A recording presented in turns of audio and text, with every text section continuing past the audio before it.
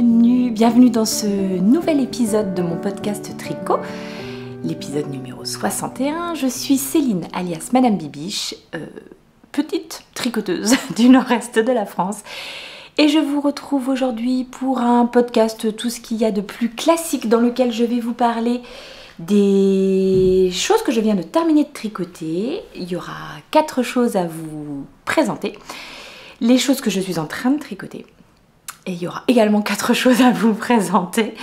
Et puis après, un petit peu de blabla tricot sur les acquisitions, les futurs projets. Enfin, voilà, tout ce qui est en lien avec cette passion qui m'anime, qui probablement vous anime aussi si vous êtes sur cette chaîne. Quoique, je connais des non-tricoteurs, des non-tricoteuses qui regardent également ce podcast. Voilà, à qui je fais des petits bisous. Mais a priori, vous êtes là pour le tricot. Donc voilà, on va passer cette petite heure 20 ensemble. Il va quand même falloir que j'aille relativement vite puisque nous sommes aujourd'hui vendredi 4 juillet, il me semble. C'est le dernier jour d'école ici en France avant les grandes vacances, dernier jour de l'année scolaire. J'ai un garçon qui lui est déjà en vacances depuis le début de cette semaine, donc il va certainement y avoir du bruit dans la maison, etc. Donc c'est pour ça que je tourne là, enfin je filme, je croirais Spielberg, je filme là ce matin avant qu'il ne se réveille. Voilà, un petit peu tôt, histoire de se dire qu'après je ne serai pas trop dérangée par le bruit. Je vois ça depuis tout à l'heure dans mon angle de vision. Bon bah tant pis, tant pis, il y aura un patron imprimé à côté de moi. J'espère que tout le monde va bien. J'espère de tout cœur que le début de cet été se passe bien pour vous. Ici, on sort d'une grosse vague de chaleur. Bon, ça a été à peu près général sur toute la France. On a eu vraiment plusieurs jours très chaud le jour, très chaud la nuit, donc compliqué pour les organismes. Et ce qui fait que je ne reviens que là maintenant, parce que j'avais prévu de filmer la semaine dernière, et en réalité, franchement, pour moi, c'était trop. Alors, j'ai fait un petit sondage sur Instagram pour savoir qui continuait de tricoter malgré la canicule, et je crois qu'on était un peu plus de 800 participants, 800 votants sur ce sondage, et l'écrasante majorité, 86% me semble-t-il, oui, on continue à tricoter même pendant la canicule. On adapte ses projets. Il y a quelques personnes quand même qui tricotaient encore du mohair, etc. Mais moi je sais que je vous en parlerai là dans les encours, mais j'ai 2 petits tops d'été avec des fils d'été sur mes aiguilles, donc ça va même quand il fait chaud. On adapte ses encours, mais c'est vrai qu'on ne s'arrête pas de tricoter, on continue tels les accros que nous sommes. Et voilà, donc c'était pas vraiment le problème, j'ai quand même continué de tricoter, mais par contre, ne serait-ce que se poser, porter des tricots, même si, bon bah là, même là aujourd'hui, c'est quand même déjà un petit peu chaud pour moi. Juste se poser, présenter des trucs, alors qu'en plus on vit dans le noir, etc. quand il fait chaud comme ça. Les conditions n'étaient pas réunies pour filmer la semaine dernière, donc bah écoutez, me voilà seulement cette semaine, et puis bon, bah, c'est comme ça, hein, c'est comme ça. Donc on va tout de suite sauter dans le vif du sujet. Il y a quand même pas mal de choses à vous montrer, et notamment des paires de chaussettes. Voilà un petit projet parfait pour la canicule. La première paire que je voulais vous montrer, c'est celle que je ne vous avais pas montrée terminée lors du dernier podcast, puisqu'elles étaient encore en réalisation. Le dernier épisode du coup date de fin mai, hein, j'en ai pas fait en juin. Canicule, tout ci, tout ça. Et donc ce sont les chaussettes du Calmystère de Lysandre, les chaussettes Quimper, que nous avons donc réalisées sur le mois de mai 2025, donc un Calmystère pour lequel Lysandre nous envoyait tous les jeudis à partir du 1er mai un indice. Premier indice, hop, le montage jusqu'ici. Deuxième indice, la tige. Troisième indice, le talon, et puis donc les diminutions. Oh, je pense qu'il y avait encore tout le pied aussi dans le deuxième indice, et dans le troisième indice. Et le quatrième indice, c'était le bout du pied et les orteils. Voilà.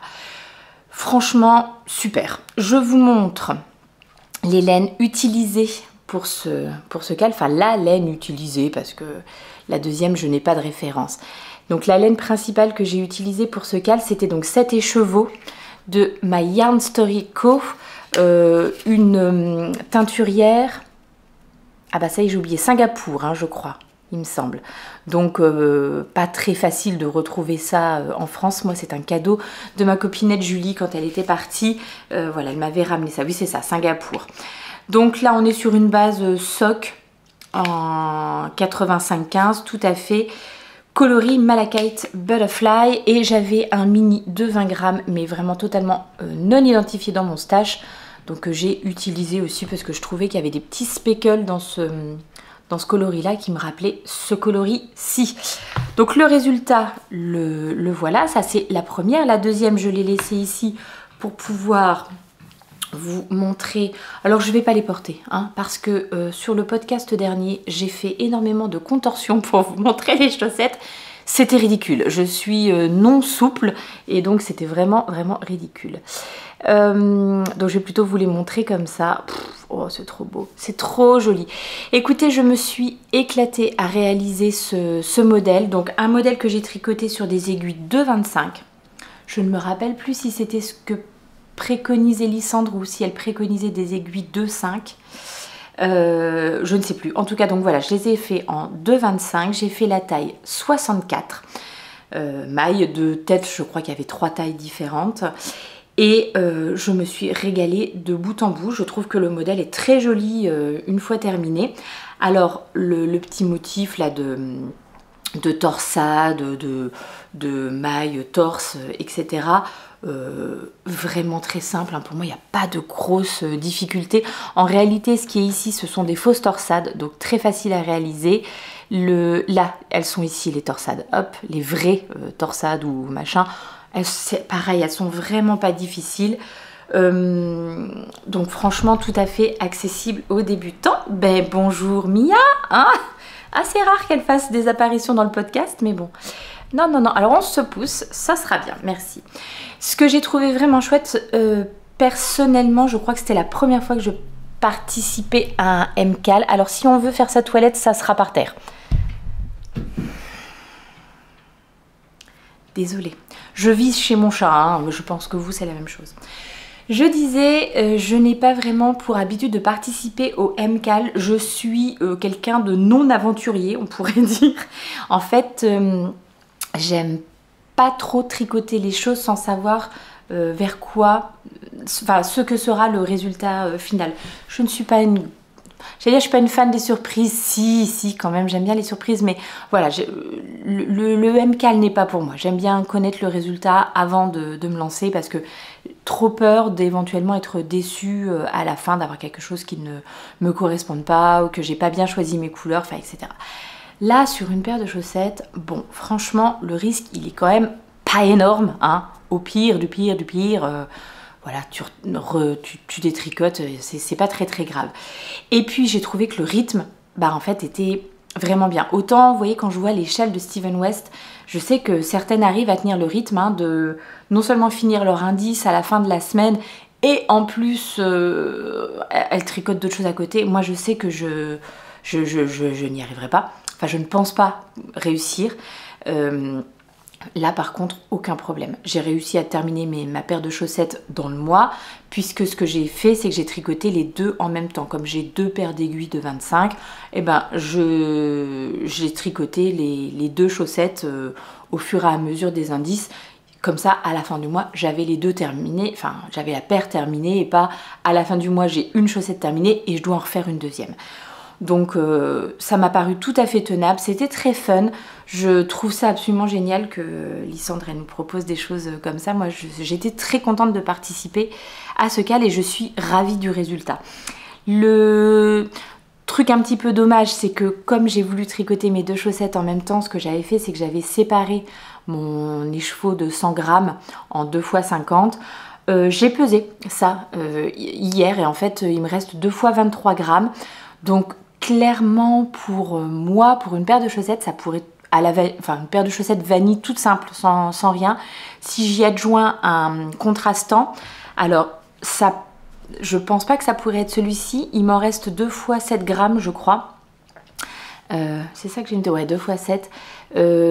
Donc je pense que par contre ça me ferait peut-être... Quoique, bah si, ça devrait faire assez alors. Eh ben écoutez, pourquoi pas. Mais du coup ça me ferait vraiment 2 paires de chaussettes très semblables. Est-ce que j'essaye de trouver un autre contrastant pour faire une paire de chaussettes un petit peu différente et je garde ça pour autre chose? Je ne sais pas encore. Mais en tout cas voilà, j'ai vraiment suffisamment pour refaire une paire de chaussettes pour moi. Je fais un 37,5 donc aucun problème. Le truc c'est que j'ai pas envie de faire ça tout de suite quoi. Mais voilà, c'est la seule chose dommage, c'est que j'ai séparé mon cake et en même temps j'avais pas vraiment possibilité de faire autrement comme je voulais tricoter les deux en même temps. J'aurais pu prendre un fil dedans, un fil à l'extérieur, mais là... Bon, j'imagine que ça aurait été un peu compliqué, donc j'ai fait comme ça. C'est dommage qu'il me reste 2 bouts de pelote et pas une pelote complète, mais bon, c'est comme ça. On va continuer avec la deuxième paire de chaussettes que j'ai à vous présenter, pareil qui était en cours la dernière fois. Ce sont les Pop Elite Socks et la même chose, j'en ai gardé une deuxième à vous montrer à côté. C'est un patron de... Alors j'ai juste noté son pseudo, mais j'ai oublié de le dire. Tout ce dont je vais vous parler aujourd'hui se retrouvera dans la barre de description qui sera sous cette vidéo. Comme ça, vous avez les liens vers les patrons, les liens vers les boutiques que je peux mentionner, les fils, etc. Donc, le nom de le pseudo de la designeuse sur Instagram, c'est Suvisnits. Hein, ça sera noté en dessous. Et il me semble que c'est une designeuse finlandaise. Je crois que c'est ça. Le patron est disponible en anglais et en finnois. On en reparle dans quelques minutes.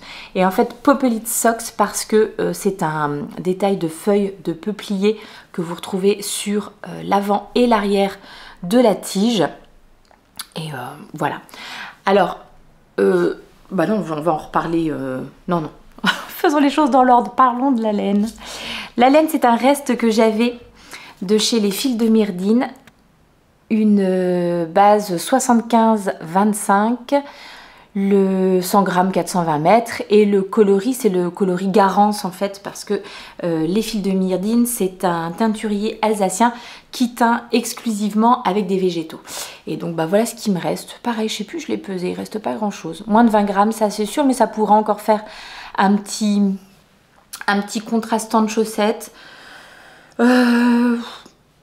Pour un petit jacquard. C'est un reste que j'avais utilisé en fait dans le petit top que je vous ai présenté dans le podcast dernier, le Missurina de Kathleen Hunter. Et donc c'est un fil que j'avais utilisé pour justement mon jacquard, faire le contrastant de mon jacquard. Il m'en restait pas mal du tout, donc voilà, je suis partie sur cette petite paire de chaussettes.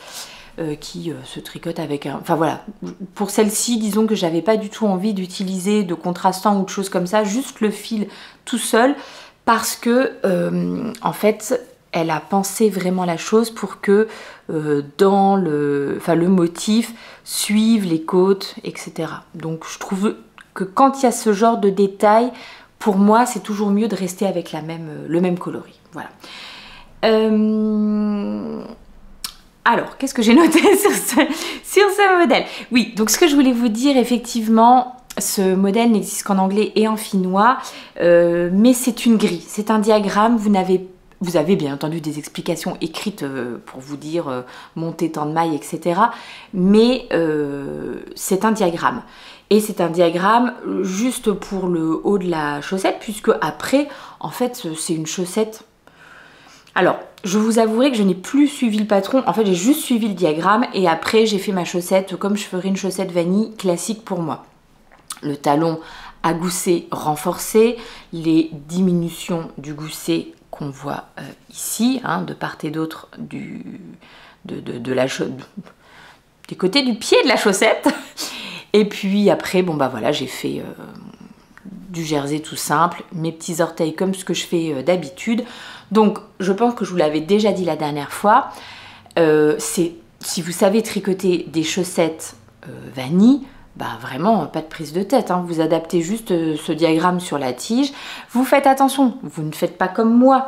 Alors pareil, ce modèle existe en 3 tailles Et comme mes détails assez classiques, hein, ça doit être pareil, 56, 64, 72, quelque chose comme ça. Bon, moi je tricotais en aiguille 2,5 puisque mes 2,25 étaient occupés ici. J'ai tricoté en aiguille 2,5, c'est ce que recommande le patron, mais moi c'est pas ce que j'aime. J'aime vraiment quand le rendu de tricot de chaussettes est bien serré pour que... Désolée, un petit bruit dehors, je suis allée voir quand même ce qui se passait.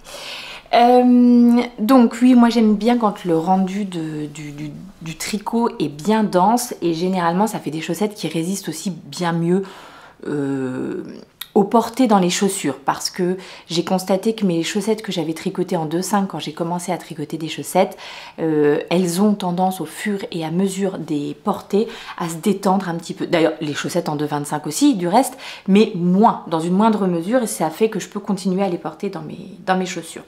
Donc en aiguille 2,5, du coup comme j'ai tricoté en aiguille 2,5, j'ai préféré faire la taille 56 mailles. Histoire que ça soit quand même un peu plus serré sur mon pied. Mais la taille 56 mailles, elle vous en fait monter 64 au départ, et en fait c'est dans le modèle dans le motif pardon, de petites feuilles que vous allez faire des diminutions qui fait qu'ensuite vous arrivez à 56 mailles. Donc ce qui est pas trop mal parce que effectivement là où il y a les torsades, ça a tendance à resserrer un petit peu.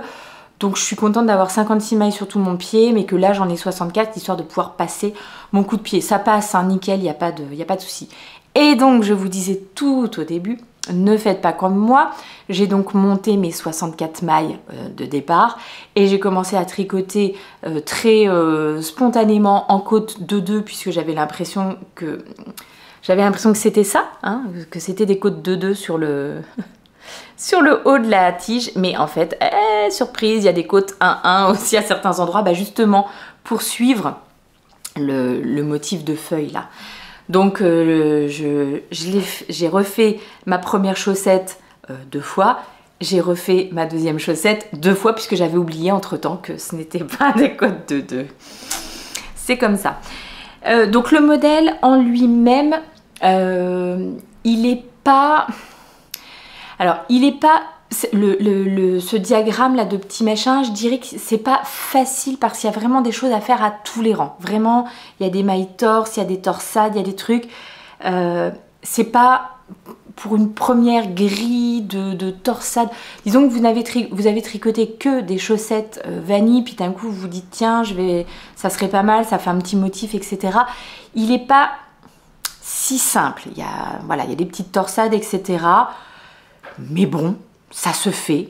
D'autant plus que pour toutes les torsades qu'elle a, il me semble qu'il doit y en avoir 4 ou 5 différentes, je ne sais plus, il y a des vidéos. En fait, sur son patron, vous avez un lien vers un bundle vidéo, il y a un mot de passe, et quand vous avez rentré ce mot de passe, vous avez accès aux vidéos où elle vous montre, sans son, sans parler, sans rien du tout, comment réaliser les torsades. Est-ce que je l'ai... Alors, j'ai regardé comment ça marchait. Est-ce que j'ai regardé comment faire les torsades? Je crois que non. Je crois que je me suis servi des explications écrites tout simplement. Mais bon, voilà. En tout cas, vous avez ce support vidéo-là qui est disponible. Donc, voilà.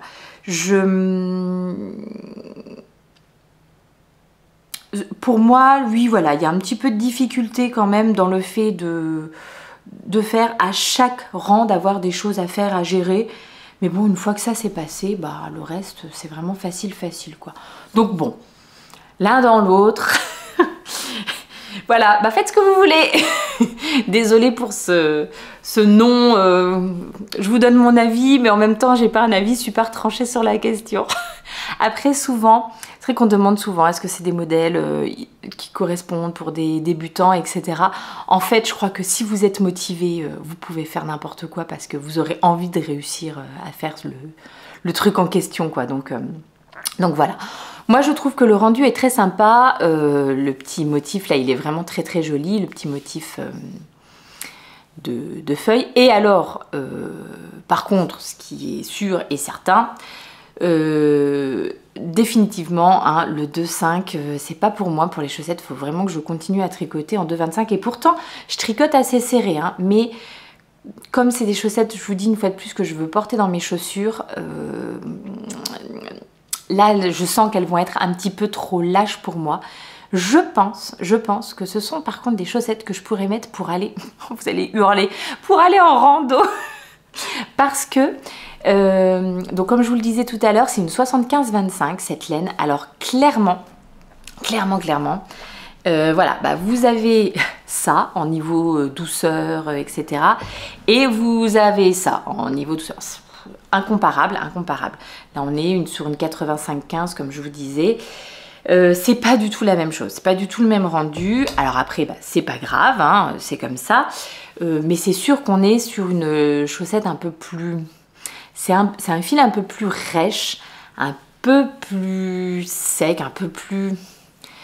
Bah, ça rappelle un petit peu les fils, et encore je dis ça, j'allais dire ça rappelle un peu les fils industriels en 75-25, genre la Regia, genre... Je dis ça et encore là je suis en train d'en tricoter, je pense que la laine est plus douce, je vous en parlerai tout à l'heure, je pense que la laine est plus douce que celle-ci. En revanche, je sais que ce sont souvent des fils qui tiennent bien dans le temps. Donc voilà, moi je les vois bien, ces petites chaussettes là, avec le petit motif de feuilles quand je partirai en rando. D'autant plus que voilà, mes chaussures de rando étant un petit peu plus larges, ça, je pense que ça passera bien. Mais c'est vrai que si vous me demandez, je trouve que le résultat au tricot, alors ça ne se voit pas trop à la caméra, je trouve que ça se voit plus à l'œil nu. Et d'ailleurs, quand je les avais sortis au tricoté, je crois que c'est ma copine Aurore qui m'avait dit « Tu tricotes en 3 ?» Non, en 2,5. Et je trouve que le rendu est... Voilà, c'est pas tout fin, tout régulier, tout... Vraiment hyper régulier, hyper délicat comme ce que je peux avoir avec la 85-15. Là on est sur quelque chose d'un peu moins fin et délicat. Je ne veux pas dire grossier parce que bon, ça serait pas non plus les assassiner, ces pauvres petites chaussettes. Elles sont quand même bien mignonnettes, mais voilà, c'est sûr que c'est un rendu à tricoter que j'ai moins aimé parce que le fil est quand même moins agréable sous les doigts. À porter, je pense que ça va être la même chose, je vais moins aimer, mais peut-être seront-elles un peu plus résistantes, peut-être seront-elles un petit peu plus chaudes. En tout cas, voilà, c'est un petit patron assez sympa qui apporte un petit twist si vous voulez faire des chaussettes vanille toutes simples. Les Popelli Socks. Oh, on fait une petite poche chaussette. Ouais, on fait une petite poche chaussette pour vous parler du coup de mon top Telesto de Yarnflex d'Audrey Borrego qui était en cours la dernière fois. Je pense que j'étais en train de tricoter sur le corps. J'avais tricoté des petites manches mais qui ne me plaisaient pas, je vais vous en reparler. Et voilà, donc pour rappel, Audrey Borrego, Yarnflex sur les réseaux sociaux, elle a stoppé son activité de designeuse tricot, mais elle nous a gracieusement, gentiment laissé tous ses patrons et des patrons d'une qualité exceptionnelle. Elle nous les a laissés donc à notre disposition. Donc bah là, j'imagine qu'il doit être également en anglais, mais vous le trouverez également en français. Vraiment, il y a rien à redire sur ce patron, il est top. Est-ce que je me lève pour vous montrer? Mais j'ai pas beaucoup de recul. Je sais jamais si ça rend grand chose. Alors là, en toute honnêteté, là dans le retour caméra, vous avez plus la vraie couleur. Hein, vraiment ce petit jaune beurre comme ça. Que quand je me baisse, là d'un coup ça va, voilà, ça c'est beaucoup trop clair, beaucoup trop clair. Il est plus comme ce que vous avez vu quand j'étais levée. Et vous avez vu, j'ai acheté des petites boucles d'oreilles coordonnées. Poup, poup, la fille est un petit peu... Non mais dites-moi que vous faites ça aussi, vous coordonnez vos... Alors moi je coordonne également le coloris des chiffres de la montre à ce que je porte, hein, on est au niveau au-dessus. Mais voilà. Donc le top Telesto que j'ai tricoté avec 2 écheveaux que j'avais racheté en destache à ma copine Ophélie. Donc 2 écheveaux de Mérino Tencel de chez Yarn by Simone. Hop. Donc C'est une base, donc la Merino Tencel, dans laquelle vous avez 50% de Merino Superwash, 50% de Tencel. Une base sport, 333 mètres pour 100 grammes. Le coloris, c'est le coloris Lemonade. Donc j'avais racheté ces deux écheveaux en destache à ma copine Ophélie.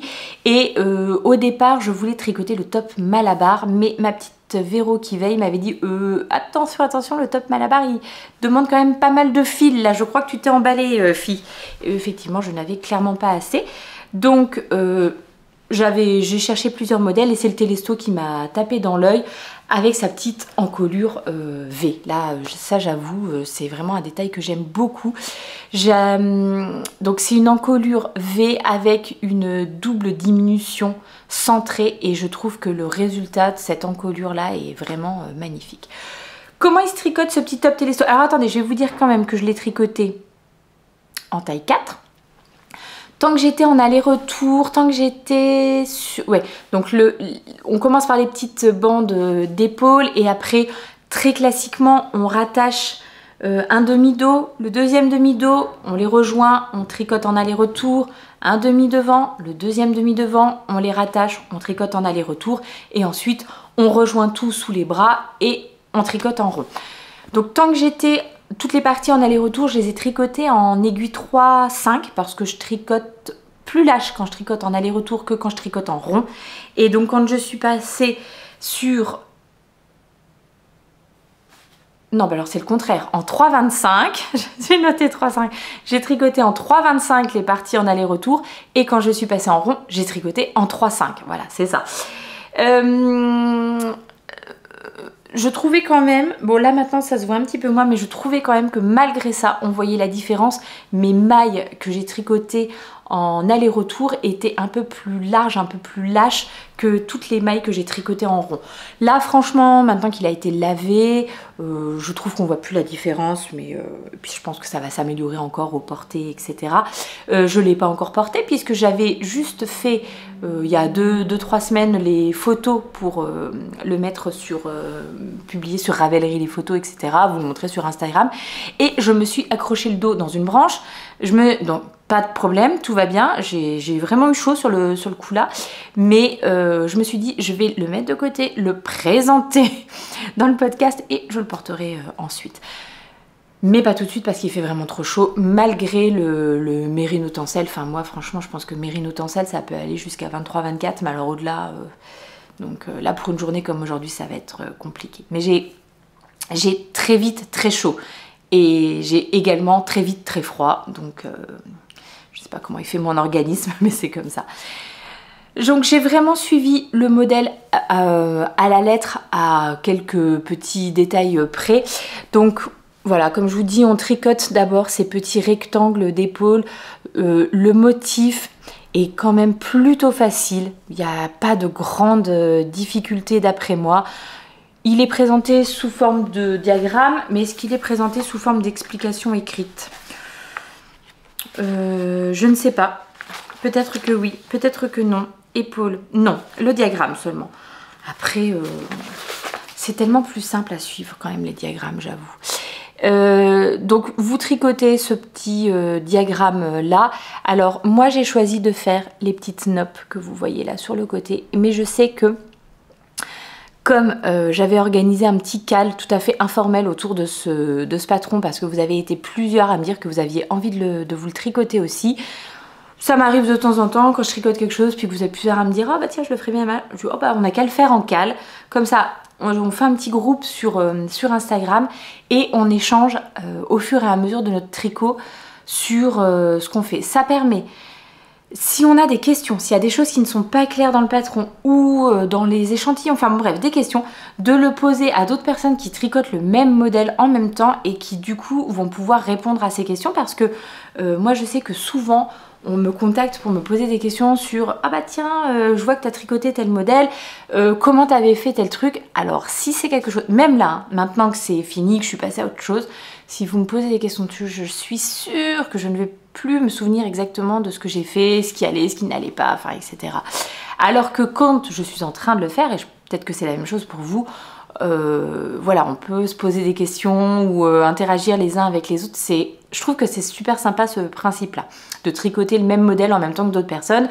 Il n'y a rien à gagner, il n'y a pas de deadline, de trucs, de machin. C'est vraiment juste histoire de s'encourager, se soutenir et pouvoir éventuellement répondre aux questions des uns et des autres. Des unes et des autres d'ailleurs, parce que là on était vraiment que des filles. Et je sais que donc il y a vraiment beaucoup de personnes qui ont choisi de ne pas faire les petites noppes. Alors moi, la façon dont les noppes sont faites, expliquées dans ce modèle, j'aime bien. Je sais que j'ai tricoté d'autres noppes sur d'autres projets et j'aimais pas trop le rendu, ou je trouvais que c'était un peu fastidieux de devoir retourner son tricot, etc. Là, non, c'est assez facile à faire, donc il n'y a pas de problème. Et bon, c'était sur pas beaucoup, hein, le diagramme, je sais pas combien ça représente. Alors, le diagramme, il est sur 24 rangs. Je l'ai fait 2 fois et quelques rangs encore en plus. Voilà. Parce qu'au départ, j'avais dans l'idée de faire donc des manches plus longues. D'ailleurs, c'est ce que j'ai fait. Je pense que je dois avoir encore des photos que je vous mettrai peut-être hein, pour vous montrer comment c'était. Et d'ailleurs, du reste, quand je vous l'ai présenté la dernière fois dans le podcast, il avait ces fameuses petites manches que je n'ai donc pas laissées. J'étais déjà pas sûre à l'époque. Donc, ce que j'ai fait, c'est que j'avais tricoté un petit peu plus. Et non. J'avais tricoté ce qui était demandé par le patron et ensuite quand j'ai tricoté un petit peu de mon corps, je vous ai dit comment on faisait, on rejoint en rond et tout. Quand je suis arrivée à la fin de mon premier écheveau, ce que je me suis dit, c'est que j'allais faire les manches, voilà, pour être sûre d'avoir des manches, et après avec ce que j'avais en reste, je ferai le reste de mon pull. Donc j'ai fait les manches, hop. Je vous aurais mis une photo. Donc en gros, ce que j'ai fait, c'est que ce modèle là, le Telesto, il est présenté en manche courte, mais il y a également une version manche longue qui est présentée.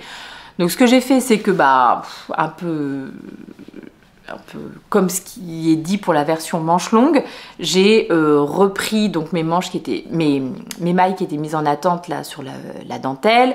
J'ai relevé des mailles tout le long du bras et puis j'ai continué à tricoter. Alors comme je voulais des manches courtes, j'ai pas fait de diminution, alors que elle, pour ses manches longues, je pense qu'elle prévoit des diminutions, mais moi j'ai donc fait sans diminution, j'ai fait plusieurs rangs, donc je continuais mon diagramme là sur le haut de l'épaule, et le reste tricoté en jersey.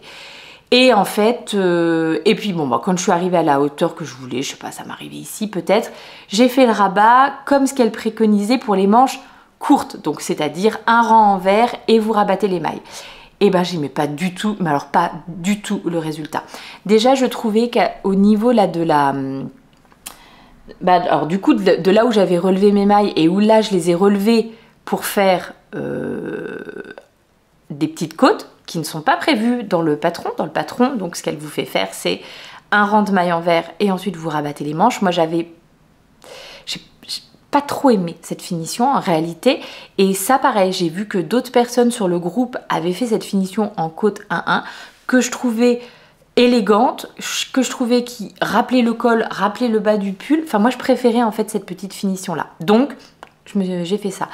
Mais quand j'avais relevé mes mailles et que j'avais tricoté en jersey, là je trouvais que ça faisait une grosse démarcation entre le jersey d'ici et le jersey des manches, et c'était là où j'avais relevé, c'était pas très heureux, c'était pas très joli. Et le rabat,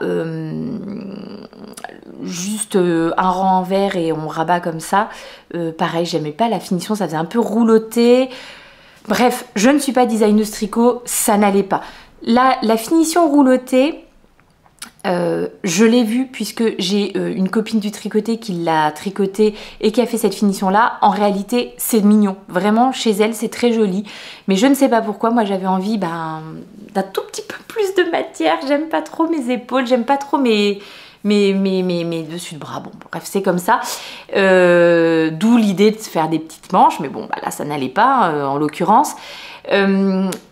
Bref, donc finalement l'option des petites côtes, c'était ce qui allait le mieux. Voilà les seules modifications que j'ai faites. Sinon pour le reste, franchement je crois que j'ai respecté peu ou prou la taille. Alors du coup pour le corps, je me suis arrêtée quand j'avais plus de fil. Je sais plus exactement si c'est ça qu'elle préconise, ou peut-être son corps à elle est un petit peu plus long. Je me suis arrêtée un petit peu avant. Et puis donc malheureusement, j'ai ensuite détricoté les petits bouts de manche que j'avais tricoté. Alors bah, j'ai pas voulu redéfaire le bas de mon rabat, rajouter un petit peu, non, hein, c'était trop tard.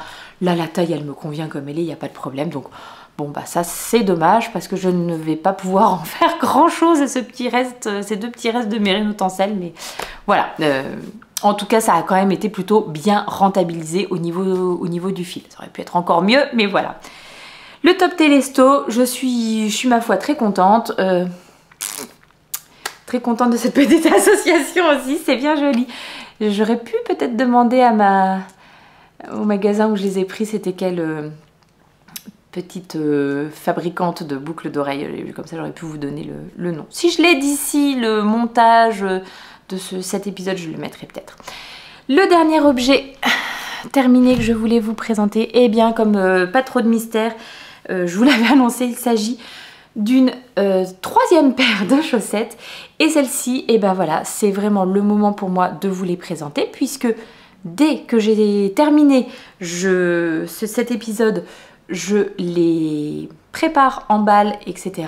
et je les rajoute aux petits cadeaux que nous avons préparés avec ma petite dernière pour son maître parce que ce sont des chaussettes pour le maître de ma petite dernière qui bah, du coup l'a eu cette année à l'école et qui part à la retraite à la fin de cette année. Il a eu mes 3 enfants, le maître en plus, donc c'est un petit peu émouvant. Il est possible que nous versions une petite larme, enfin nous, non je vois pas pourquoi nous. Alors les maîtresses et moi, au moins, version une petite larme tout à l'heure lorsque nous lui dirons au revoir. Voilà. Alors ces petites chaussettes, je les ai tricotées dans l'optique d'utiliser un fil que j'avais depuis longtemps dans mon stash et que jusqu'à présent je n'avais pas réussi à utiliser. En réalité, j'avais déjà commencé à tricoter un projet chaussettes pour moi il y a vraiment, je pense que ce fil a 3 ans, enfin il est depuis 3 ans dans mon stash et donc je pense il y a 3 ans, quelque chose comme ça. Et ça n'avait pas fonctionné.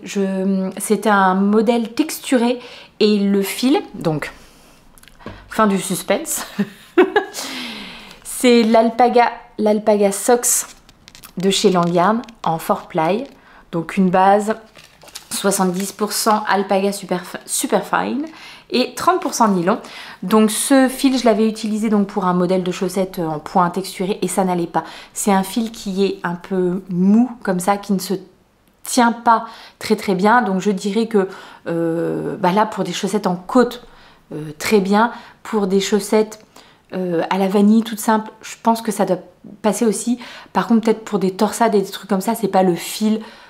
En tout cas pour des chaussettes que je vous recommanderais. Mais bon, on en reparle aussi, Ce que j'y ai adjoint, c'est ce petit reste que j'avais aussi donc non identifié de mon stash. Parce que, bah, voilà, hein, petit rappel de couleur dans les speckles. Et donc, j'ai décidé pour le mettre de monter 72 mailles et de tricoter en côte 3-1, pardon, en côte 3-1, de lui faire un talon renforcé à gousset, avec bah voilà, toujours les diminutions de talons, et ensuite de continuer mes côtes 3-1 sur le haut de la chaussette et de tricoter donc en jersey sur le bas avant de faire les orteils que je fais toujours très classiquement. Donc il n'y a pas de recette à proprement parler. J'ai monté 72 mailles, j'ai tricoté toute la tige. Les côtes, j'ai pas fait de côtes différentes, hein. Les côtes sont en 3-1 aussi, donc voilà. Pour celles qui ont suivi je vous le mettrai ici dans le i, pour celles qui ont suivi mon petit vlog donc d'il y a 2 semaines, le gros suspense c'était de connaître la pointure du maître. Et ben vous savez quoi, j'ai fini par contacter sa femme sur les réseaux sociaux parce que, bon bref, je suis des maîtresses qui suivent la femme du maître, enfin bon bref, et je lui ai envoyé un petit message et elle m'a très gentiment répondu qu'il faisait un 42,5, donc voilà, forte de cette information, je suis partie sur cette pointure-là. Vous me demandez souvent comment savoir combien de mailles monter, combien de centimètres tricoter pour telle taille, etc.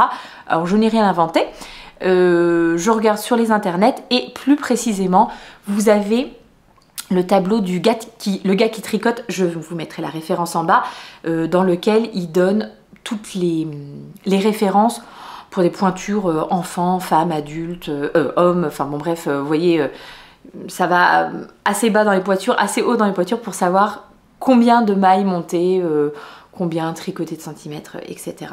Donc là, voilà, je me rappelle plus exactement combien ça faisait de centimètres. Je vais vous dire une bêtise, donc en tout cas j'ai tricoté pour l'équivalent d'un 42,5. Et voilà, qu'est-ce que je les ai fait en 2,5. Non, en 2,25.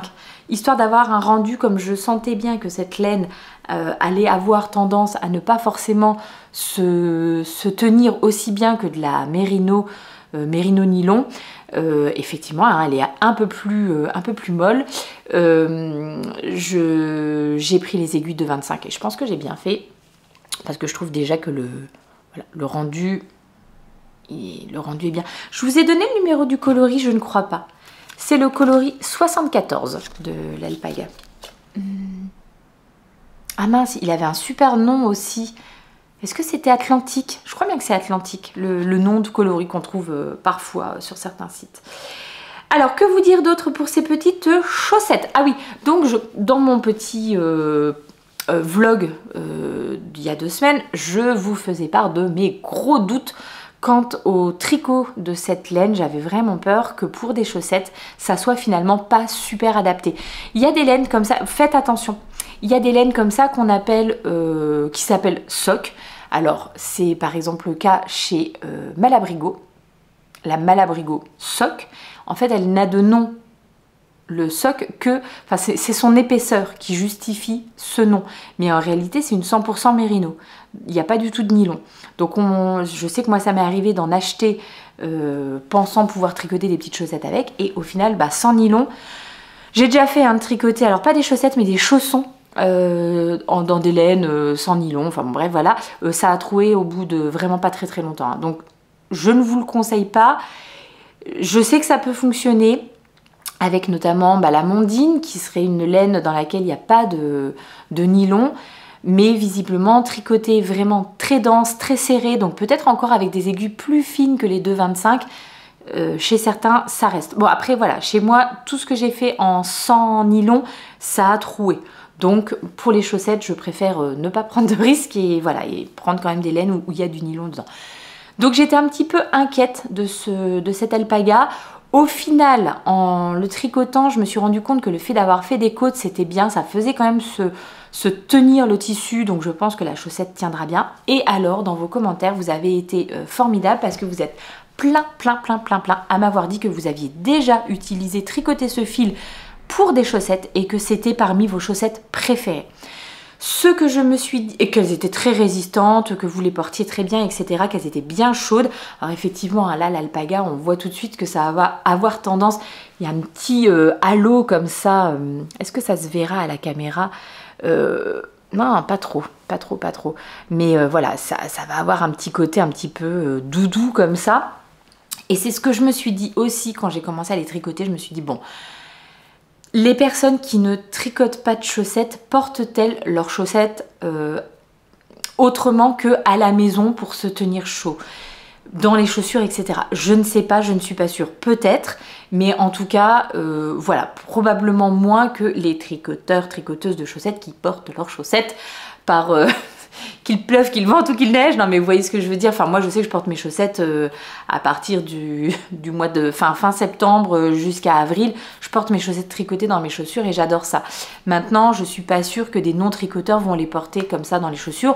Peut-être qu'elles auront plus un usage et une utilisation comme des petits chaussons à la maison. Et donc de ce point de vue là je me suis dit bon, ok, elles seront du coup très moelleuses et très douces et très chaudes. Donc on va partir sur ça et ça sera bien. Du reste, j'ai bien fait parce que j'aime vraiment beaucoup le résultat. Je trouve en plus que cette petite laine à speckle, elle va vraiment super bien avec. Donc voilà, j'espère que le maître sera content. Oui, je pense qu'il sera content. Voilà, en plus sa femme, elle crochette et tout. Donc je pense qu'il sait le temps que ça prend de faire des choses et tout ça. Et donc... je lui ai préparé une petite étiquette que j'ai trouvée chez Sauce Train-Graine. C'est un petit sachet d'étiquette, hop là, comme ça. J'ai gardé dans la truc pour vous dire le prix, 1,26 €. Il doit y en avoir franchement une bonne bonne dizaine, une bonne quinzaine. Et donc, voilà, donc la petite étiquette se présente comme ça sur le devant. Et à l'arrière, vous pouvez rajouter le nom de la personne qui a tricoté, les fibres utilisées, et puis toutes les instructions de lavage. Donc là, je lui ai mis laver à froid à la main, faire sécher à plat et ne pas repasser. Voilà. Bon, qui repasse ses chaussettes? Je ne sais pas, mais pas moi en tout cas. Et pourtant, vous savez que je suis un peu folle dingote du repassage, mais non, je ne repasse pas mes chaussettes quand même. Donc voilà, 1,26 € chez Sostrengren. Si ça peut vous... Si je trouve le lien, je vous le mettrai en bas. Et puis sinon, il faudra aller voir en boutique. Donc voilà, l'idée, là, c'est de mettre la petite étiquette après les chaussettes. Je vais faire ça tout à l'heure. Et lui offrir ça tout à l'heure également. C'est tout pour les objets terminés. On va passer aux encours.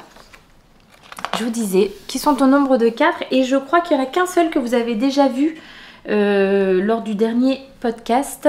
C'est un petit top d'été. Hop là, est-ce que je vais réussir à vous montrer quelque chose? Oui, aïe, aïe, ça va être compliqué, je pense. C'est le Cascade Tank Top de Odrow, les liens en dessous, qui est une marque danoise, visiblement, qui teint aussi de la laine. Ok, je renverse tout. Est-ce que si je vous le montre comme ça, ça sera mieux? Je l'ai mis sur un grand cap parce que je me suis dit que j'allais l'essayer. Je ne l'ai pas encore passé, donc je voudrais l'essayer. C'est encore pire. Mais je pense que c'est pas une bonne idée que je l'essaye là au podcast parce que déjà ça va peut-être faire un petit peu court et indécent.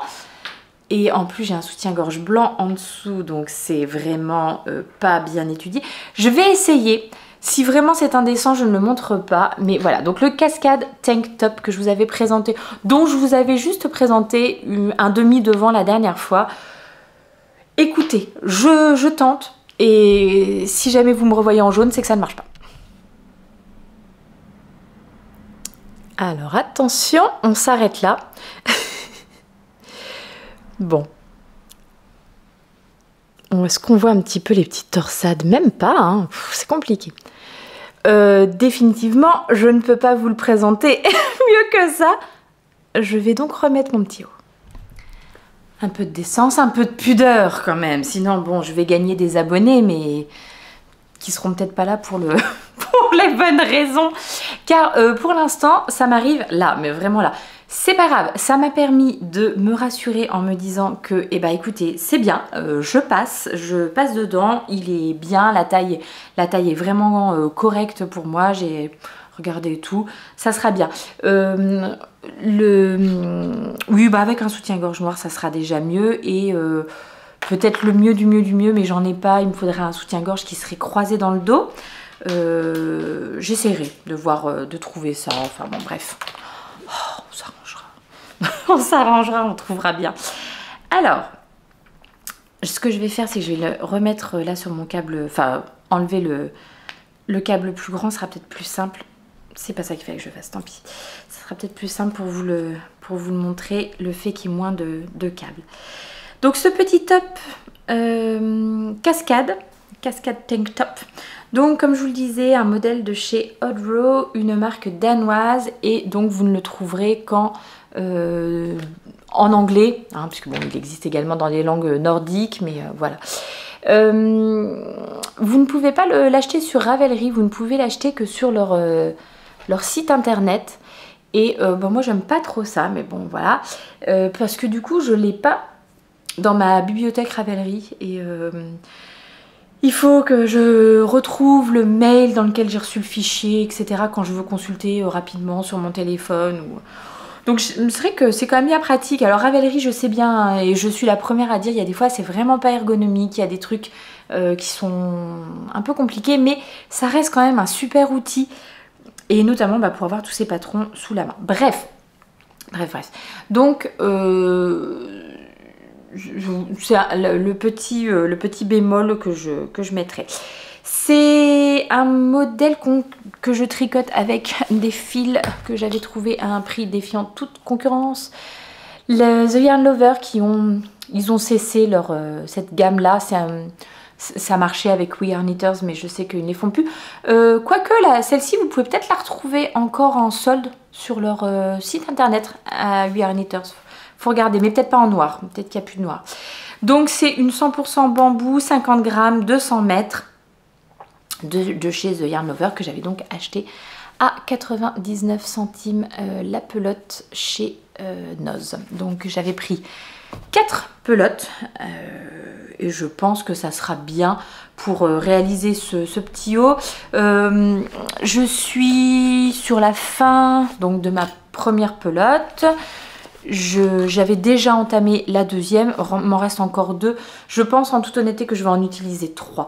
Quoique, bah là, je me rends compte que je suis quand même encore assez haut et je voudrais le tricoter quand même un petit peu long, ce tricot. Alors, il fait là, quand je monte comme ça, il fait un peu déjaugé, mais en fait c'est correct, quoi. Hein, c'est porté, il n'y a pas de problème. Surtout, je vous dis, sur un truc noir, ça ira. Là, j'avais le truc blanc en dessous, ça se voyait pas trop. La caractéristique de ce petit haut, bah, c'est ce que j'arrive pas à vous montrer. Donc ces magnifiques petites torsades sur les deux demi devant. Torsades pas très compliquées. En plus, il n'y en a pas énormément. Hein. Bon, là, vous les voyez un petit peu mieux. Elles sont sympas parce qu'elles se répondent. Les deux, elles sont pas orientées dans le même sens. Donc voilà. Et puis ensuite c'est tout un jeu, enfin tout un point de maille torse et maille envers. Et voilà, donc la dernière fois je vous l'avais montré, j'avais juste fait un demi devant. J'ai tricoté l'autre demi devant. Ensuite on les rejoint sur le devant, on tricote en aller-retour. Dans le dos la même chose, vous raccrochez d'un côté puisqu'on avait fait des montages provisoires au départ. Vous raccrochez d'un côté un demi-dos, raccrochez de l'autre demi-dos. Ensuite vous montez des mailles au milieu pour les rejoindre. Vous rejoignez en aller-retour, vous tricotez. Et puis bah, une fois que vous êtes arrivé à la bonne longueur, il y a après des petites augmentations à faire aussi pour les dessous, enfin oui, les côtés de bras, enfin bref. Et après une fois que vous avez rejoint en rond, chose que j'ai fait là depuis quelques jours, et ben vous tricotez en rond pendant longtemps. Enfin ça va être long, je sais que ça va être long. Au départ quand je vous en ai parlé, je vous ai dit que j'étais contente de tricoter du noir parce que ça va être très élégant, je sais que je vais le porter vraiment beaucoup, mais que bah voilà, le noir on voyait pas très bien, ça allait être machin. Alors oui, mais finalement ça va. J'ai même tricoté, alors j'ai tricoté principalement en journée, mais j'ai même tricoté le soir à la lumière artificielle et finalement on voyait bien quand même. Donc c'est pas ça le problème principal. Le problème principal c'est que c'est tricoté sur des aiguilles 3. C'est long, c'est vraiment très long. Ouais, franchement, alors c'est pas grave. Je vais le tricoter là tranquillement sur le mois de juillet. Et l'idée, par contre, ça serait juste qu'il soit terminé pour pouvoir le porter là pour nos vacances au mois d'août. Voilà. C'est le seul objectif que je me mets, mais c'est vrai que c'est long. Franchement, c'est long. Et puis alors là, maintenant que je suis en rond, c'est pas passionnant. Mais, bah écoutez, hein, ça se fait devant une petite série, je surveille les filles à la piscine. Enfin voilà, ça se fait, ça se fera. Mais c'est plus passionnant. Je trouve que ça n'est pas forcément un patron pour des débutants tricot. Alors, quoique, je vais dire ça, bah vous voyez, je dis ça, puis après je me dis, ah quand même, n'exagère pas. Je vais vous dire les points que je trouve un petit peu négatifs. Alors, toute la partie là, des deux demi-devant, c'est en diagramme et en explication écrite. Personnellement, j'ai suivi les diagrammes. Il n'y a aucun... Enfin, le diagramme, puisque c'est un seul diagramme, mais on vous dit de faire les torsades de façon contrariée, symétrique, enfin contraire, selon si vous êtes sur le côté droit ou le côté gauche. Donc, franchement, pas de grosses difficultés pour ces petites torsades. Il y a des vidéos. Alors, ça c'est très mal fait. Vous avez un lien en disant voici, vous trouverez les techniques qui sont présentes pour tricoter ce petit haut sur la chaîne YouTube de machin là, de Odd Row. Mais en fait, sur leur chaîne YouTube, vous avez toutes les vidéos. Donc pour chercher la vidéo qui correspondrait éventuellement à ce que vous cherchez, alors en plus il y a des vidéos en anglais, mais il y a beaucoup de vidéos qui sont en danois. Donc le titre ne vous permet pas de savoir si c'est ça la technique que vous cherchez ou pas. Enfin, en tout cas, voilà. J'avais eu ce truc-là chez Petite Niche, je m'étais dit, ah ben super, il faut aller chercher les vidéos sur sa chaîne YouTube, pareil, les vidéos tuto, d'explication de certains points, etc. Mais en fait, sur les fiches produits, sur le site de Petite Knit, vous avez une section vidéo, enfin ou technique, et où là, elle vous met toutes les vidéos qui sont en rapport avec le projet que vous faites. Là, c'est pas le cas. Là, c'est vraiment un lien vers toutes les vidéos. Donc en fait, j'ai pas cherché. Enfin, pour une technique, en fait, comme vous l'avez peut-être vu, il y a une finition en I-cord. Non, vous ne l'avez pas vu puisqu'on ne voit rien. C'est pour ça que je l'ai rangé. Il y a une finition en I-cord tout le long là, des côtés, etc.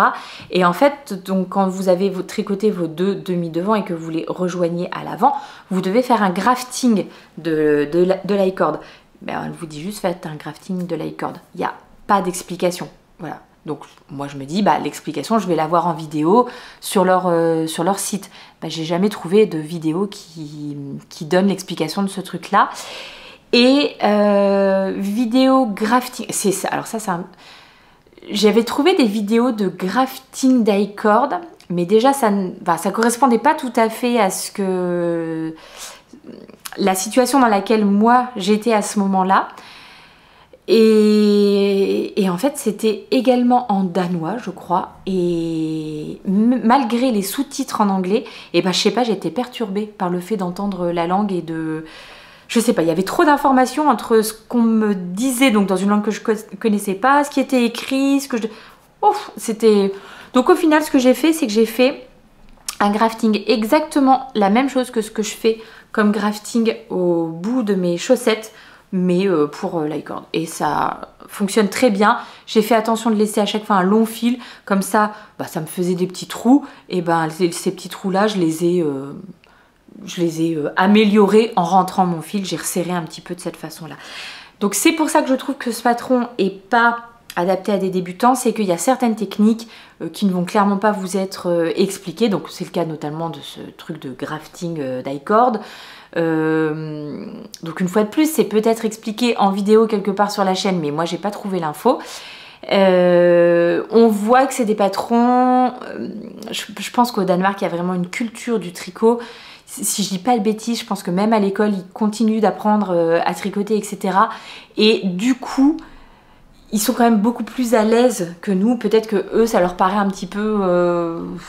ils voient pas l'intérêt d'expliquer une technique qui est plutôt connue. Alors on va vous mettre comment réaliser les torsades, voilà, pour être sûr de ne pas se tromper, mais c'est tout quoi, c'est tout. On va vraiment, le reste, point trop non faux dans les explications. Alors concrètement, j'ai pas trouvé de problème particulier, si ce n'est ce petit truc là, mais que finalement j'ai résolu par moi-même. Par contre, j'ai trouvé une erreur dans le patron. C'est-à-dire qu'à un moment, elle dit de rejoindre donc l'appareil, hein, les i-cords sur les deux côtés pour rejoindre pour tricoter en rond. Donc moi, 2 graftings hein, de chaque côté. Et donc elle dit qu'on relève ensuite, quand on retourne en rond, on relèvera dans ce grafting une maille pour les 3 graftings. Et ben alors moi j'en ai que 2 hein. J'en ai un sur le côté là et un sur le côté là. J'en ai 2, j'en ai pas 3. Et du coup, mon total de mailles collait pas avec ce qu'elles disent, enfin ce qui est donné dans le patron. Donc ce que j'ai fait, c'est que j'ai fait à ma sauce. Voilà, j'avais une maille de trop à un moment, donc j'ai tricoté 2 mailles ensemble et puis je suis retombée sur un compte qui était correct pour ce motif de une maille torse en droit et 3 mailles en vert. Donc rien de grave, mais c'est vrai que comme... je sais pas, il y a une erreur quoi. Pour moi c'est une erreur, ou alors c'est moi qui n'ai pas compris quelque chose, mais là je pense que c'est plus une erreur. Alors j'ai 2 copines, j'ai ma copine Caro qui le tricote en ce moment, mais je pense qu'elle l'a un petit peu mis en pause en ce moment. Je vais la relancer. Et j'ai ma copine Anso, surtout, qui va se... Enfin, pas surtout, mais qui va se lancer aussi. Donc j'attends de voir ce qu'elles me disent les filles. Est-ce que c'est moi qui ai fumé la moquette ou est-ce que... Non, il y a vraiment quelque chose qui ne va pas. Je vais peut-être quand même accélérer la cadence parce que j'ai encore plein de trucs à vous présenter. Et notamment celui-ci. Hop là. Ce petit... futur polo, parce que là pour l'instant on ne voit pas que c'est un polo, que je suis en train de tricoter pour ma petite dernière. Et pareil, toujours dans cette idée de j'avais des fils que j'avais envie d'utiliser depuis longtemps et je trouvais en plus qu'ils se mariaient très bien. C'est ma copine Laure qui m'avait fait un joli petit cadeau. Elle m'avait envoyé pas mal de choses et notamment ce fil là. Alors vous avez ici en caramel la fingering de chez Liz Taylor, la Merino Fingering de chez Liz Taylor, coloris donc caramel. C'est un fil 100% Merino, super wash. Dans 50 grammes, vous avez 175 mètres. Donc voilà. Et la Primula de chez Adria Fil. Là, c'est un... Est-ce que c'est une 100% 100% de laine Merino aussi. Et là, par contre, pour 50 grammes, vous avez 150 mètres. Donc, on n'est pas sur la fingering tout à fait classique. Plutôt de la sport. Ouais, plutôt de la sport fingering. Enfin, entre les deux. Voilà. Et moi, je trouvais que ces deux coloris allaient bien ensemble. Je trouve que ça fait très moderne, ces couleurs-là. Mais j'avais... 3 pelotes là, 2 pelotes là, j'avais un peu peur que pour moi, je n'ai pas assez de fil pour me faire un petit top. L'une d'entre vous m'a dit, si, tu aurais peut-être pu faire le... il va falloir que je retrouve un modèle de Kathleen Hunter aussi, ou Isabelle Kramer, enrayé. Oh, merci pour cette info floue Céline, mais je vous redirai, je vous noterai, je vous aurais peut-être même mis une petite image. Voilà, bon, en tout cas, j'avais un peu peur de ne pas avoir assez de fil pour moi, donc j'ai préféré partir sur un modèle pour la petite. Et voilà, elle est très très contente que je lui tricote quelque chose. Et l'idée de ce petit haut, alors, qui est la base, c'est le polo short mini de Marina Balambaeva, le lien de show. Donc qui est seulement disponible en anglais. Je crois que c'est une designeuse russe, il me semble. Donc juste en anglais. Je me suis basée sur ce petit top là parce que j'avais vraiment envie de faire un polo à rayures, comme ce qu'on voit un petit peu pas mal dans le commerce en ce moment.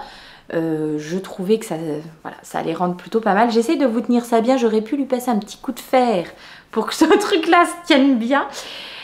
Donc je suis partie sur la base de ce petit polo, mais je ne suis pas tout à fait tout. J'ai suivi le montage, donc de ces petites manches en méthode contiguë. Donc voilà, avec des augmentations qui sont faites de part et d'autre de ces petites mailles là d'épaule, avant de faire des augmentations pour les bras, les manches. Ce petit polo short mini là, si je vous dis pas de bêtises, il doit commencer aux 2 ans et aller, non, je ne sais plus non plus, 14 ans peut-être. Je fais la taille 11 ans pour la petite et je tricote en 3,75 là où elle normalement recommande de tricoter en aiguille 4, mais forcément on n'a pas la même laine. Moi j'ai une laine plus fine, c'est un modèle qui normalement se tricote en DK. Donc je suis plus ou moins le truc, sauf que j'ai décidé de faire mon col polo ensuite, puisque normalement il est tricoté en même temps que le reste du pull, et moi j'avais pas envie d'avoir un col polo de 2 couleurs différentes en rayé. J'avais vraiment envie que le col polo soit entièrement dans ce coloris caramel. Donc ce que je vais faire là, c'est que je vais tricoter 2 petites pattes de boutonnage. Bon, je vais finir par repasser ce truc. Je vais tricoter mes 2 petites pattes de boutonnage sur des aiguilles un petit peu plus fines. J'ai dit 3,75, donc je vais les faire en 3,25 comme ce que j'ai fait les petites côtes du bas. Je vais faire en 3,25 mes 2 petites pattes de boutonnage. Je vais venir les coudre et ensuite je ferai le col polo comme elle le recommande, puisque elle tricote exactement comme ça mais avec le col en même temps. Et ensuite, elle vient reprendre les mailles pour tricoter le col polo. Une fois que j'aurai fait ça, je verrai ce qui me reste comme fil de disponible.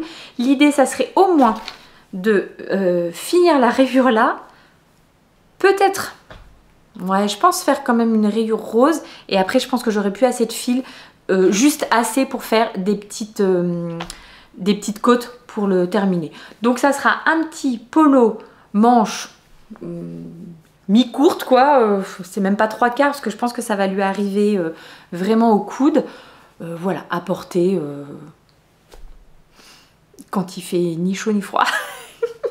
On verra à porter quand. Mais voilà, j'aime beaucoup le rendu de ces deux couleurs ensemble. Je trouve ça vraiment trop beau. Très moderne, très actuel. Donc voilà, ça me plaît bien. J'ai décidé de faire les rayures roses plus grandes que les rayures caramel. Oui, puisque j'avais un petit peu plus de métrage de ce fil et que je comptais faire quand même le col avec ça. Donc je m'étais dit, gardons-nous un petit peu de fil quand même. Voilà, mais bon, ça va être bien, ça va être sympa. Techniquement, là, il me reste pas grand-chose à faire, mais comme je suis arrivée à l'étape que je redoute un petit peu de rater, je prends mon temps. Je prends beaucoup de temps. Mais bon, il va falloir que je m'y mette, quoi. Ouais, allez, hein, on va essayer parce que je pense qu'une fois que ça s'est tricoté comme un rien, en aiguille 3,75, en rond, avec en plus des rayures. Donc, vous avez le côté un peu sympa de « Oh, bah tiens, j'ai envie de changer de couleur, donc je vais au bout de la rayure. » Ça s'est tricoté comme un rien. Donc voilà, je lui ai fait passer à la petite, la taille est vraiment bien, correcte. J'avais tablé sur un petit peu plus d'aisance positive, donc je sais pas, j'ai du mal à prendre mon échantillon ou... Bon bref, mais en tout cas c'est bien, il y a un petit peu d'aisance quand même, c'est sympa. Donc le polo short mini, oh, je vous montre mon petit clap-clap de chez Woolbags. Voilà, un autre projet assez sympa. Projet que vous n'avez pas encore vu, j'ai... Alors c'est un tout petit début, hein, mais pareil, j'en avais parlé dans mon épisode de vlog d'il y a 2 semaines. Il me restait 85 grammes de ce fil 100% bambou de chez We Are Knitted. Veux-tu faire le point? Voilà, j'étais un petit peu loin. 100% bambou de chez We Are Knitted. Donc là, c'est un fil un peu plus épais que celui que je vous ai montré juste avant, puisque pour 100 grammes, vous avez 350 mètres, c'est ça. Alors que l'autre, je sais plus, 200 mètres, je crois j'avais dit, donc pour 50 grammes. Et donc j'ai un petit début de camisole number 4. Donc j'ai commencé à tricoter ça et mon fils est rentré à ce moment-là avec le truc posé et il m'a dit, ah oui, donc on tricote des bikinis maintenant. Donc, bon, c'est un début de débardeur. Donc pour l'instant, j'ai les 2 demi-devants que je viens de rejoindre. Voilà, je crois que j'ai encore quelques rangs. Ah non! Ah si, j'ai encore quelques rangs à tricoter en aller-retour avant de faire le dos exactement de la même façon. Exactement de la même façon. Les bretelles, ce sont des petits I-cords, donc voilà, ça sera facile. Et ensuite, pareil, très classiquement, je rejoindrai en rond sous les bras et je tricoterai en rond un petit peu. Qu'est-ce que c'est que ce motif de côte? Ce sont des côtes, je sais même plus comment elles s'appellent. Alors, faisons les choses dans l'ordre. Camisole number 4 de My Favorite Things Knitwear. C'est pareil, c'est une marque danoise, la même chose que Odro, vous ne pouvez acheter leur patron que sur leur site internet et pas sur Ravelry. Là par contre c'est dans toutes les langues. Ça aussi ça m'a un peu énervé. Par contre vous achetez une seule langue. Donc j'ai acheté le français. Je sais pas pourquoi j'ai pas pris l'anglais en fait. Mais d'un coup j'ai été un peu j'ai été un peu trouillarde. J'ai dit, ouais, je vais prendre le français. Je sais pas trop si ça a été... Je dis pas que c'est mal traduit. Je sais pas si ça a été traduit par un traducteur ou par un traducteur de l'intelligence artificielle ou quelque chose comme ça. Je sais pas trop. Je sais plus à quel moment je me suis dit, bon, ça on dit, ou alors peut-être par quelqu'un qui n'est pas natif français, peut-être aussi. Il y a un moment, un truc où je me suis dit, mais on dirait pas ça en français, en fait. C'est un peu étrange, cette tournure de phrase. Mais bon, bref. J'espère que je me trompe pas et que ça... voilà. Mais bon, ou c'est peut-être moi, hein, tout simplement. Mais ça me... Alors déjà, bon, le fait de ne pas pouvoir avoir le fichier sur Ravelry, ça m'embête. Mais alors le fait de ne pas pouvoir avoir dans plusieurs langues, parce que je sais que moi j'aime bien tricoter en anglais, puis si par hasard, d'un coup, j'ai un truc... je sais pas, ou qui me semble pas tout à fait clair ou quoi, bah, j'ai toujours cette petite béquille de pouvoir regarder en français et inversement d'ailleurs. Des fois les patrons en français vont être, enfin ça va être plus clair pour moi en anglais parce que c'est toujours cette histoire de code. L'anglais vraiment c'est un code établi, alors qu'en français j'ai l'impression que il n'y a pas toujours un terme qui serait générique si vous voulez sur... les côtes ou tel type de torsade ou machin, chacun met un petit peu le terme qu'il veut, pas toujours, mais voilà, ça peut arriver en tout cas, que le même point ait différents noms ou chose qui je trouve n'arrive pas en anglais. Bon, bref, petite réserve sur ce patron. J'ai décidé de tricoter la taille M. Bon alors là ça paraît tout petit, mais imaginez-vous que j'ai encore des rangs à tricoter, hein. J'ai encore quand même pas mal de rangs à tricoter. Voilà, c'est pas ça, hein. C'est vraiment là on est plus ici, voyez-vous. Maintenant je vais tricoter en aller-retour pour dérouler un petit peu le devant et puis le derrière. Je tricote en aiguille 3,25 alors que le patron recommande de tricoter en aiguille 3,5, mais moi j'avais le bon, c'est pas du tout le fil qui est utilisé, ils utilisent un fil, une fingering classique, moi je suis pas tout à fait à 400 mètres 100 grammes. Voilà, et en 3,5 c'était trop déjaugé. Là, ben pareil, j'ai l'impression que ça le fait beaucoup quand je vous le montre comme ça, mais en fait porter sur quelque chose, enfin, donc en gros sur un soutien-gorge, sur un, je sais pas, ça va. Cette pièce là, pour moi, ça sera une pièce qui sera, je pense, à porter en dessous de quelque chose et probablement en dessous de mes chemises. J'ai des chemises un peu amples. Alors pareil, pas pour le plein été, etc. Mais pour la mi-saison, et ben ça sera à porter en dessous. Ça fera une petite pièce j'allais dire qui me tiendra un peu chaud. Je ne sais pas, on verra. Mais bon, en tout cas, voilà, je tricote ça. Et du coup, je fais la taille M au lieu de faire... Oui, je fais la taille M parce que j'avais envie d'avoir déjà une aisance. Bah, il faut une aisance négative, hein, mais voilà, j'avais envie d'avoir quelque chose de bien ajusté. Et je crois que j'étais entre deux tailles. Vous savez, il donne voilà, tour de poitrine entre temps et temps, entre temps et temps. Donc moi, j'étais entre deux tailles et donc ils disent, si vous hésitez, prenez la taille en dessous. Comme en plus ce sont des côtes, ça sera quand même extensible. Je pense pas que ça pose de gros problèmes. J'ai choisi ce modèle-là, j'avais hésité entre plusieurs, mais je voulais vraiment un modèle en top-down, qu'on allait donc tricoter du haut vers le bas et pas le contraire, parce que j'avais vu la Riffle Bralette, la Riffle Top de Jessie May Design, mais qui se tricote dans l'autre sens, et moi j'ai vraiment envie d'utiliser toute cette laine, c'est 85 grammes qui restent, histoire de ne plus rien avoir. Donc ce que je vais faire, c'est que ouais, je vais vraiment tricoter jusqu'au bout de ma laine. Comme ce sont des côtes, et ben il n'y a pas de finition particulière à faire en bas du débardeur, vous restez sur vos côtes. Donc en gros, une fois que j'aurai rejoint en rond, je prendrai peut-être mon fil à l'intérieur pour faire les petits I-cords, pour avoir voilà, les petits I-cords de fée. Et après, tout ce qui reste, je fais tout en rond jusqu'à la fin. Voilà, c'est le plan. Et j'espère, pareil, l'idée pareil, ça serait de le tricoter là sur le mois de juillet pour pouvoir le porter tranquillement. Ah, quoique celui-ci, vu que j'ai dit je le porterai plutôt en dessous de quelque chose, c'est moins pressé qu'il soit prêt pour le mois d'août. S'il pouvait être prêt pour septembre. Septembre, ça sera bien en pièces à mettre en dessous des chemises. Ça peut être sympa. Donc voilà, en tout cas, c'est pas évident hein, de trouver des choses pour utiliser des restes de fil d'été.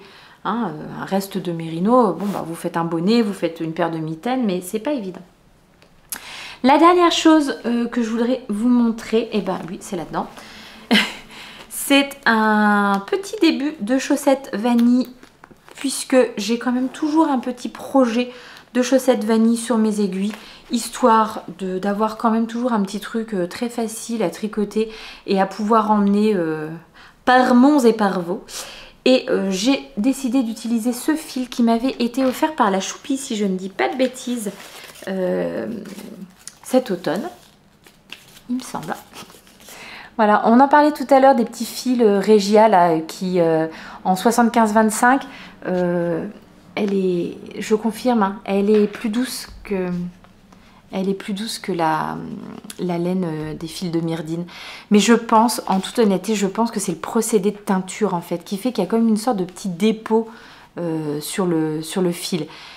Bon, une fois de plus, on n'est pas toujours à la recherche de douceur, hein, c'est pas grave, hein, c'est pas grave du tout, c'est pas une fin en soi, hein, tant que ça ne pique pas, etc.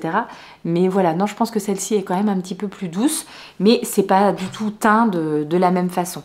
Donc ce fil, hop là, la 4Ply de chez Regia, et là c'est le coloris 7203, 75-25, hein, je dis pas de bêtises. 100 grammes, vous avez 420 mètres. Où est ta petite composition? J'ai trouvé 75 laine vierge, 25% polyamide, c'est bien ça. Et donc, j'y ai adjoint pour les contrastants de la Javol de chez Lang.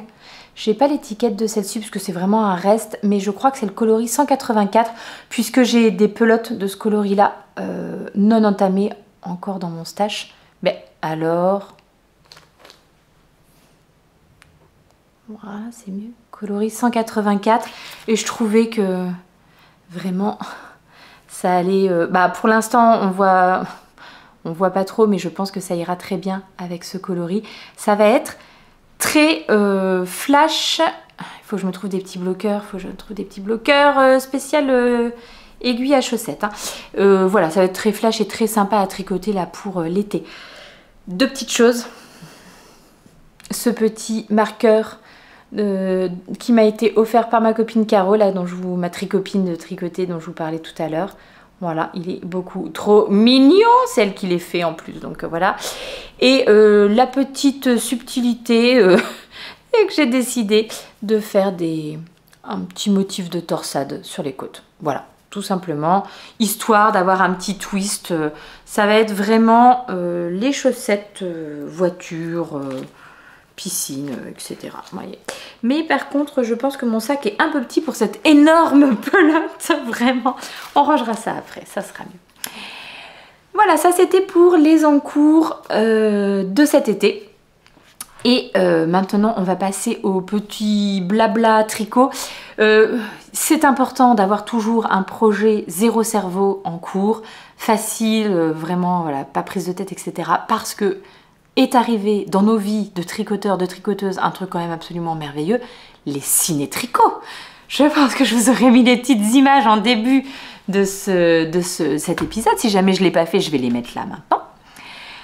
Mais nous avons eu la chance d'avoir notre premier ciné-tricot organisé juste à côté de Metz, parce que moi je suis en Moselle, et c'était une expérience absolument génialissime. Donc on s'est retrouvés avec les tricopines puis plein d'autres gens. En fait, c'est là que je me suis rendu compte qu'il y avait encore plus de tricoteurs, tricoteuses que je ne connaissais pas dans notre région, quoi. Il y a encore plein de gens qui peuvent venir au tricoter sans aucun problème. D'ailleurs, si jamais vous êtes du coin et que vous avez envie de venir tricoter avec nous, eh bien écoutez, le premier, le troisième samedi de chaque mois, on se retrouve au Café des Galeries Lafayette de 10h à midi. Le Café des Galeries Lafayette, c'est au tout dernier étage. Donc venez tricoter avec nous, c'est gratuit.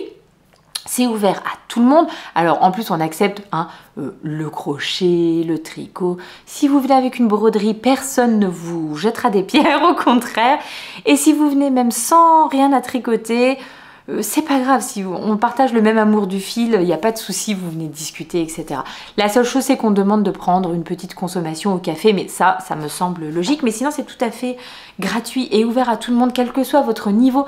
Ne soyez pas, je sais pas, impressionné ou oh là là, c'est sûr, hein, il y a des gens qui tricotent des trucs absolument incroyables au tricoter, mais il y a aussi des personnes qui viennent et qui sont débutantes, et il y a aussi, peu importe en fait, on parle la même langue, on a la même passion, les mêmes... Et si vous cherchez des conseils, si vous cherchez un petit peu d'aide, etc., ça peut être aussi le moment de venir et d'échanger autour de ça. Bref, n'hésitez pas à venir, il y a toujours une bonne ambiance, donc n'hésitez pas. Que disais-je? Oui, premier ciné tricot, donc on s'est retrouvés là avec les copines du tricoté et puis donc plein d'autres personnes pour en plus voir le film Mamma Mia. C'était top, donc l'ambiance super bien, les lumières tamisées mais pas éteintes. Donc tu peux quand même jeter un œil à ton tricot sans aucun problème. Personnellement, je tricotais les chaussettes du maître, donc j'avais quand même besoin de voir de temps en temps si je n'avais pas loupé mes côtes, quoi, si j'avais pas oublié ma petite maille en vert entre mes mailles en droit. C'était parfait, c'était génial. Le super ambiance, le film, eh ben, je trouve que c'était aussi idéal parce que bon, bah, il n'y a pas une intrigue de folie, hein, s'il y a un moment où vous oubliez de regarder un peu l'écran, c'est pas très grave. Et puis, eh ben, pour une fois, ça m'a... Enfin, moi, quand je vais au ciné, j'aime bien quand il n'y a pas de bruit autour de moi, quand il n'y a pas de, je sais pas, de téléphone ou de trucs. Mais là, avec la lumière pas éteinte, et ben... Bah, ça faisait vraiment pas la même impression. Il y avait des gens qui se levaient parce qu'on pouvait aller chercher un petit truc à boire, etc.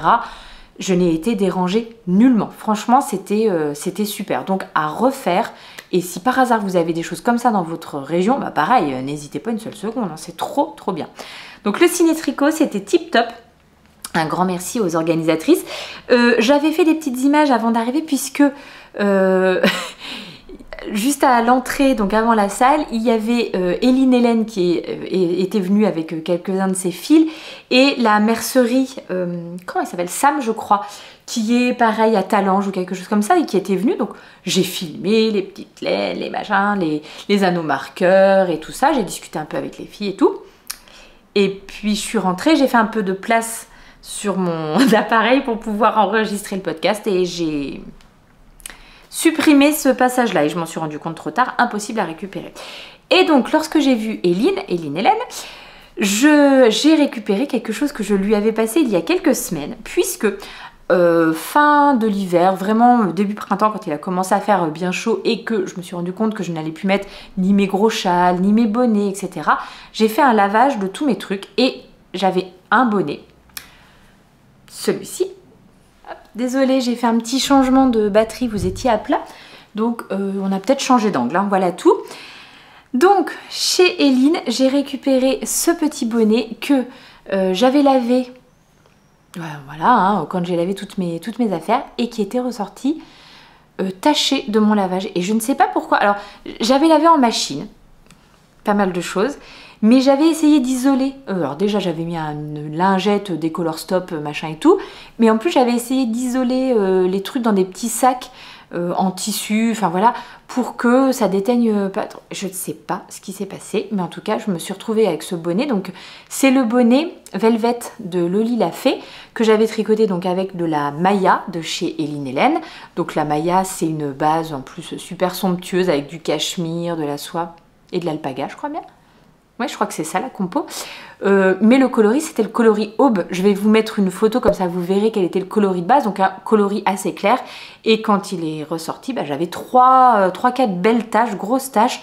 Ça n'allait pas du tout. Donc Eline me l'a surteint, très gentiment, dans un beau coloris violet comme ça. Alors, je lui ai laissé carte blanche parce qu'il fallait quand même qu'elle trouve quelque chose qui reste un petit peu dans la gamme de couleurs de son coloris Aube, mais en même temps qui soit un peu plus foncé. Enfin voilà, donc je lui ai laissé carte blanche. Écoutez, je trouve que... Voilà. Alors il restera le pompon à remettre, hein, il est là. Voilà, il me restera le pompon à remettre. Mais, eh ben... mon bonnet est sauvé. Je l'aime vraiment beaucoup, ce petit bonnet velvet. Il est très bien fité. Voilà. Est-ce que je remets un pompon ou pas au final? Je sais pas. Par contre, donc voilà, donc il est très bien. Le seul truc, c'est que rapidement, pour le plein hiver, clairement, il n'est pas assez chaud parce que c'est juste un fil de fingering simple, quoi. Mais pour l'automne, c'est très bien. Oh, très joli. Donc, je suis super contente. Je sais pas, Eline, si tu passeras par là, mais en tout cas, merci beaucoup de m'avoir proposé de me surteindre ce petit bonnet comme ça. Et ben, il n'est pas fichu, il n'est pas jeté et il a encore quelques années d'utilisation devant lui. Et puis la dernière chose dont je voulais vous parler, c'est un futur projet puisque je vous ai parlé de cette laine Merino Tencel que j'ai achetée en destache à ma copine Ophélie. Et Ophélie, bah, elle déménageait, elle avait vraiment besoin de faire beaucoup de place et elle a vendu beaucoup de son stage de laine à ses copines du tricoté. Et je me suis fait un super cadeau. Encore un autre clap. Merci à toi si tu passes par ici. Je me suis fait vraiment un super cadeau en m'offrant encore des laines de chez Yarn by Simone. Enfin des laines, des fils. Oui, des fils. Et 2. Et 3. Bon bref, je vous la fais courte. J'en ai 6. J'ai 6 écheveaux de mohair et soie de chez Yarn by Simone. Bon, il y en a un qui a perdu son étiquette, mais voilà, on le prend quand même, on l'aime comme il est. Un prix défiant toute concurrence, enfin vraiment voilà, c'était une super opportunité et je vais pouvoir, grâce à ce magnifique achat, alors c'est la Kit Silk 72% Kid Mohair, 28% soie, 420 mètres 50 grammes coloris rose des bois de chez Yarn by Simone. Vous avez le coloris pas mal, hein, on est entre un petit rose et un petit parme, quoi. Et donc, je vais pouvoir me tricoter un gilet qui me fait envie depuis longtemps, mais bah, tricoté en fil double de mohair, autant vous dire que ça fait un petit budget, puisque c'est le gilet Parodia de Nal. Donc pareil, je pense que je vais vous mettre une petite photo pour que vous vous rendiez compte. Côte texturée, etc. Clairement, il faut pas mal de fils. Et là, avec tout ce que j'ai là, j'ai vraiment de quoi me faire. Alors, je sais pas, je crois qu'il est présenté. Alors, le gros reproche que je vais faire à ce gilet, c'est qu'il n'est pas du tout inclusif, parce que je crois qu'il n'y a que 3 tailles de proposer, mais il est tricoté oversize, donc bon, voilà, mais enfin il n'y a que 3 tailles de proposer, donc alors je pense que c'est parce que il a dû être édité en livre, si je dis pas de bêtises, et que souvent dans les bouquins les éditeurs, il n'y a pas assez de place en fait pour mettre beaucoup de tailles, proposer beaucoup de tailles, etc. Donc c'est très regrettable, mais bon, bah voilà, c'est comme ça. Donc je ne sais plus à quoi correspondent les tailles, mais c'est un gilet assez oversize et qui est proposé en 2 versions différentes, voilà. Et donc avec ce que j'ai comme fil, je crois que je peux faire même la plus grande taille dans la version la plus longue. Enfin bon bref, donc il y aura aucun problème, c'est ça qui est vraiment chouette.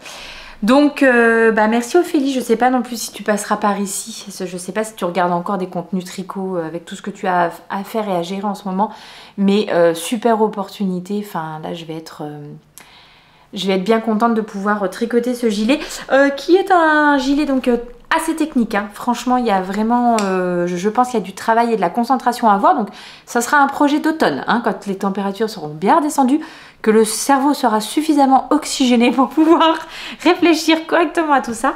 Et c'est un bottom-up. Donc ouais, il y a de la technique, hein. Je pense que là, ça va être un challenge. Mais challenge accepted. J'ai vraiment envie de faire ça. Donc voilà, merci encore Ophélie si tu passes par ici. Et puis un grand merci à vous. Voilà, un grand merci à vous. Je voulais prendre 5 minutes pour vous faire des bisous, vous dire que vous êtes vraiment au top. J'ai toujours peur. Donc le dernier la dernière vidéo qui est sortie sur la chaîne, c'était un vlog que j'ai fait de façon sur une semaine. Je me suis filmée sur une semaine. Le petit fil rouge, c'était j'essayais d'utiliser des restes ou des fils que j'avais dans mon stage depuis longtemps et donc de castonner des projets en fonction de ça et pas de me dire tiens j'ai envie de faire ce projet donc j'achète la laine. C'est comme ça normalement que je travaille, que je réfléchis d'habitude. Hein. Je parle plutôt comme ça, ce qui fait que j'ai un stage qui est quand même assez limité. Pas vraiment en fil à chaussette, mais pour le reste, j'ai pas de quantité de pull, etc. Je fonctionne vraiment juste une fois que j'ai un modèle en ligne de mire, j'achète la laine pour le faire. Et ben là, donc j'ai fait autrement, bon bref, et j'ai filmé sur la semaine. En plus, ma famille, ils m'ont équipée d'un petit micro comme ça de reporter, donc que j'utiliserai pour les vlogs et tout. Et je sais pas, quand j'ai mis cet épisode en ligne, je me suis dit, oh, mais j'espère en fait que ça va leur plaire, qu'elles vont pas trouver ça un peu nouille, que je suis pas un peu ridicule avec mon micro et tout ça. Enfin, le syndrome de l'imposteur que j'ai à chaque fois que je poste une vidéo sur YouTube, hein, une photo sur Instagram, bon bref. Et à chaque fois, je suis quand même complètement retournée par tous ces messages ultra sympas et encourageants que vous avez sur mes contenus. Enfin, c'est top et ça me réchauffe le cœur. Ça a fait du bien au moral aussi d'avoir tous ces retours donc très positifs et tous ces échanges. Je sais que notamment pour le col polo, et d'ailleurs n'hésitez pas, hein, si vous avez parce que là je vous dis, je vais tricoter mes petites bandes et je vais venir les coudre. Si d'un coup vous vous dites, il y a mieux, on peut faire mieux, et que vous avez des idées, des liens vidéo, que vous-même vous avez déjà réalisé sur un patron, un col polo, alors bah du coup il faudrait que ça soit un patron gratuit pour que vous puissiez me partager l'astuce, etc. Ou bon, juste peut-être la marche à suivre, si vous, voilà, je veux pas le patron complet, mais vous voyez ce que je veux dire. Si vous avez une idée de comment on réalise un col polo et que vous voulez me partager ces petites connaissances-là, cet échange qu'on a là ou même sur Instagram, c'est vraiment c'est top à chaque fois. Je suis trop ravie de pouvoir avoir ça avec vous. Donc bah merci aussi de revenir aussi régulièrement alors que moi mon contenu est plutôt irrégulier. J'essaye hein, j'essaye de m'améliorer mais bon bah les circonstances font que des fois on n'a toujours pas trouvé notre maison. On a beaucoup hésité sur une mais on n'a toujours pas trouvé notre maison. Donc c'est comme ça, on reste là pour l'instant, on continue de se préparer tranquillement à se dire qu'on va partir mais c'est pas pour tout de suite au final. Bref, je vous embrasse encore, je vous dis un grand merci, prenez soin de vous, tricotez bien avec un ventilateur, je vous fais de gros bisous, à bientôt, see you later.